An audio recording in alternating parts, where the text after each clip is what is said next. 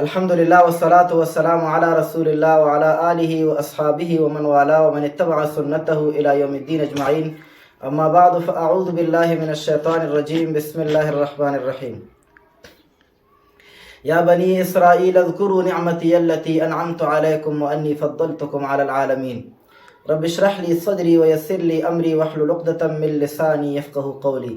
سبحانك لا علم لنا إلا ما علمتنا إنك أنت العليم الحكيم.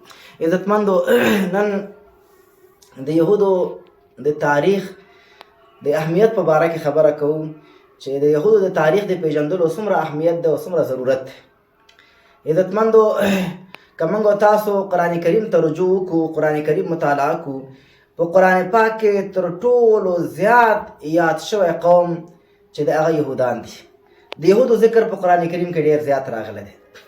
عزتمندو د انبیاء علیهم السلام مخالفتونه چې څومره قومونو کړي، په د ټولو قومونو کې ډېر سخت مخالفت کوونکي انسانان هغه څوک دي؟ هغه یهود دي. یهودو د الله سره دشمني کړې ده، یهودو د پیغمبرانو سره دشمني کړې ده، یهودو د ملائکو سره دشمني کړې ده. خاص کر جبریل علیه السلام سره د یهودو دشمني په دې معنا باندې وه چې یهود چې ده دا وحی چې راوړله دا نبی علیه السلام ته په کار نه و چې راوړی وه، بلکې دا د بنو اسحاق په زامنو کې یو چا ته راوړل په کار و. په دې معنا باندې هغوی د ملائک سره د جبریل علیه السلام سره دشمني کوي، او په دې وجه چې جبریل علیه السلام دا زمونږ په پلرونو په نیکونو او زمونږ په قوم باندې دا عذابونه راوستي، په دې وجه باندې یهودو د ملائکو سره هم دشمني و. عزتمندو د مسلمانانو سره د دشمنۍ هغه نقشه خو چې الله په قرآن کریم کې ښودلی. الله فرمایي لتجدن اشد الناس عداوة للذین آمنوا اليهود والذین اشرکوا. عزتمندو الله په قرآن کریم کې فرمایي چې سخترین دشمنان د اسلام او د مسلمانانو څوک دي؟ هغه یهودیان دي. عزتمندو د یهودو تاریخ د بیانولو اهمیت او ضرورت په دې معنا باندې هم ده چې زمونږ او ستاسو په اسلامي ټولنه کې په مسلمانانو په معاشره کې، خاص کر مدارسو د علماو په مابین کې یهود چې ده موږ هغسې نه پېژنو څنګه چې پېژندل پکار دی. ځکه د یهودو په باره کې زمونږ تصور دا دی چې یهود څوک دي؟ بنو نذیر، بنو قریظه، بنو قینقاع، دا یو څو قبیلې وي او د دوی څوک پکې زرګرانو، څوک آهنګرانو، څوک سودخوارو، یو بدنیت او شریر خلکو. بس په همدې اندازه باندې د یهودو په باره کې موږ عزتمندو معلومات لرو. خو چې کله یو څوک تاریخ ته د نبي علیه السلام سیرت ته رجوع وکړي او د قرآن کریم آیاتونو ته، نو بیا به ورته پته دا ولګېږي او د هغه زمانې په آینه کې که بیا هم وګوري، د هغه زمانې په آینه کې رښتیا هم همدغه تصور دی چې د نبی علیه السلام سیرت او قرآن کریم د مطالعې نه موږ او تاسو لا که په هغه زمانې په آینه کې وګورو، یهود همدا خلک دي. خو البته په دغه زمانه کې د دې زمانې په آینه کې که موږ او تاسو یهودو ته وګورو، عزتمندو بیا د یهودو دا خطر، د یهودو د خطر لویوالی، د یهودو دا د خطر همه شمولوالی، همه جانبوالی، د دوی دا تسلط په ملکونو باندې، په لویو ملکونو باندې، نو هغه بیا ډېر خطرناک دی. عزتمندو په فرانسه، په جرمني، په یوکې، په ټوله کې اروپا، بیا امریکا، بیا استرالیا، بیا چې د روسیا او دارنګې تر چینا پورې د یهودو تاثیر شته دی. عزتمندو دا ټول ملکونه د یهودو تر تاثیر لاندې دي. خاص کر اسلامي ملکونه، مسلمانانو ملکونه د یهودو نه متاثره دي. بیا خاص کر عرب چې موږ تاسو وګورو چې عرب د یهودو د غلامۍ تر حده پورې رسېدلي دي، چې دوی د یهودو غلامان دي. شپه او ورځ د هغوی په خوښه باندې دوی کارونه کوي. دا چې کوم اسلام موږ تاسو له یادوي چې د اسلام او د مسجد اقصی او د فلسطین د مسلمانانو یو نیم باچا دا خبره کوي، دا د دې وجې نه چې دوی په اسلام مین دي، او دا وجه دا دی چې دوی د خپل ولس نه ډارېږي په خپل چوکۍ باندې چې دا ولس به زموږ په خلاف پاڅېږي او موږ به دا باچاهي او دا حکومت او دا مشري به زموږ ختمه شي. عزتمندو عرب تر ټولو خطرناک غلامان دي د یهودو. نو په غټه کې عزتمندو موږ او تاسو مسلمانان او خاص کر ټوله نړۍ د یهودو نه متاثره ده. دا ډېر خطرناک خلک دی یهود، ډېر لوی تسلط دی د یهودو په دنیا باندې. عزتمندو دا د یهودو دا لوی تسلط په دنیا باندې ولې راغلی دی؟ دا یو سوال دی.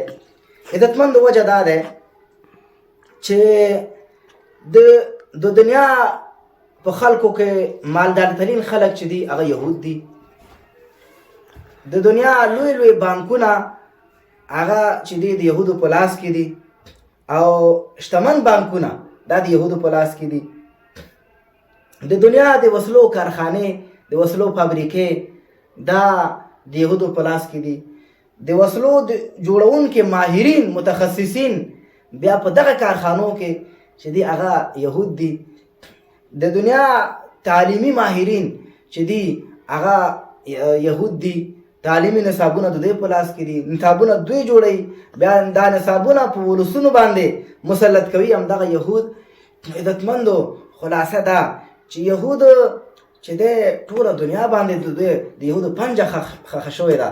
دغه رنګ عزتمندو د دنیا لوی تړونونه چې دي هغه فوزي تړون دی، هغه سیاسي تړون دی، که هغه صنعتي تړون دی، که نور تړونونه دي، دا ټول تړونونه د یهودو په لاس کې دي. دا ټول تړونونه چې دي د دوی په تر شا د یهودو لاس دی او دا د یهودو په کنټرول کې دي او د یهودو په قبضه کې. بیا یهودو کمال دا کړی عزتمندو چې یهودو دا خپل یهودیت د نورو نومونو تر شا پټ کړی دی. خپل ځان، خپل سیاسي تنظیمونه، خپل افکار او نظریات دوی د نورو نومونو تر شا پټ کړي دي. دا ولې؟ دا وجه دا دی عزتمندو چې یهود په دنیا کې منفور خلک دي، منفور قوم دی. الله ته ناخوښ خلک دي، الله ته خو لا پرېږده، مسلمانانو ته او د ټول ولس ته، ټولې ټولنې ته، خاص کر نصرانیان چې اوس فی الحال د یهودو سره ولاړ دي، دوی ته هم دا منفور خلک دي.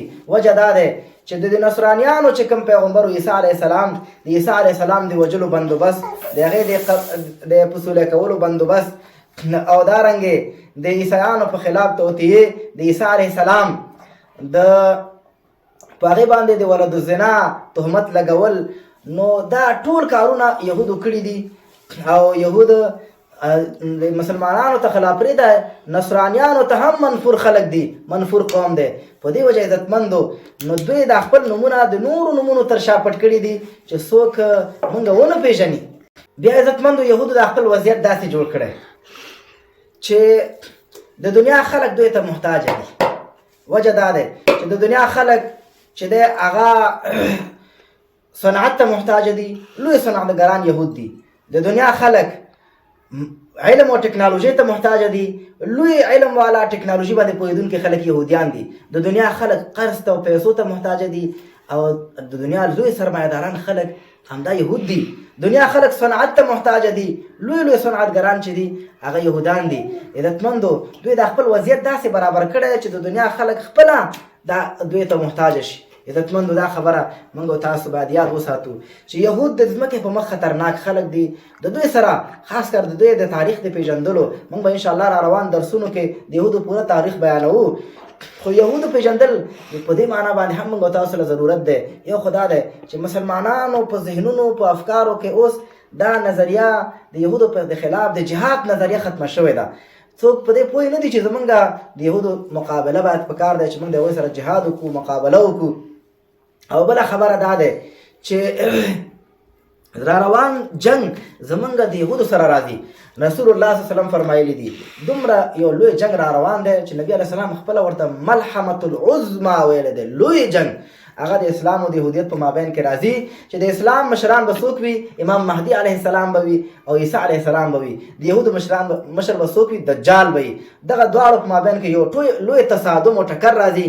او عزتمندو نبی علیه السلام د دې جنگ په باره کې فرمایلی دي چې دومره لوی جنگ په دنیا کې راشي چې د یو سړي 99 زامن وي، 99 به پکې مري او یو بچی به ژوندی پاتې کېږي. یعنې دومره ډېر مرګونه به کېږي. او دارنګې نبي علیه السلام فرمایلی دي چې یو مارغه که په هوا باندې والوځي، دا مارغه به د الوتو د ګرځېدو د وجې نه د دې دا وزرې چې دي دا به شلې شي، په ځمکه به وغورځېږي، خدای به د کېناستو ځای نه پیدا کوي چې د کینې دومره لاشونه به پراته وي، دومره به په ځمکه بدبویانې وي، دومره لوی جنګ عزتمندو روان دی. خو د دغه جنګ نه موږ ناخبره یو، مسلمانان ناخبره دي. په دې معنا باندې هم موږ او تاسو باید د یهودو تاریخ مطالعه کړو. آینده کې به انشاءالله د یهودو اول د تاریخ، بیا د دوی خباثتونه، بیا د راروان جنګ چې د اسلام او د یهودو په مابین کې راځي د احادیثو په رڼا کې به انشاءالله واضح کوو. سبحانك اللهم وبحمدك اشهد ان لا اله الا انت استغفرك.